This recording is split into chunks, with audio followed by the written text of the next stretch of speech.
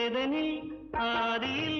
ആദവും ഹൗവയും സ്ത്രീ പുരുഷ വികാരത്തിൻ വിത്തിട്ടു ജന്മാന്തരങ്ങളായി ഒഴുകും വികാരം നമ്മുടെ ഹൃദയം നിറയെ വേറിട്ടു ഏതനിൽ ആദിയിൽ ആദവും ഹൗവയും സ്ത്രീ പുരുഷ വികാരത്തിൻ വിത്തിട്ടു ജന്മാന്തരങ്ങളായി ഒഴുകും വികാരം നമ്മുടെ ഹൃദയം നിറയെ വേറിട്ടു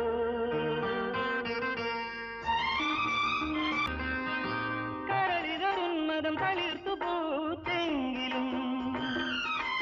അവനിലൊരപൂർണഭാവം